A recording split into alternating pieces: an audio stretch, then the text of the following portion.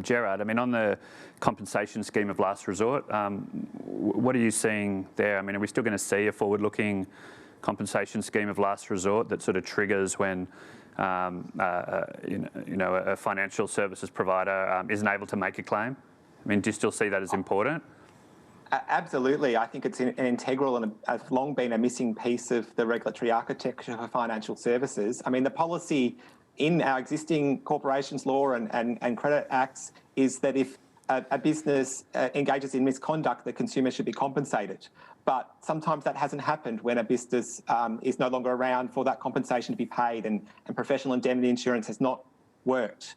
And so the compensation scheme of last resort has been endorsed by the Ramsey Review and then the Financial Services Royal Commission. I think it's really important, and it affects consumers every day. I mean, at my centre, we had a client matter just last week where, in fact, this was a credit matter. The licensee has actually had its licence removed for doing the wrong thing.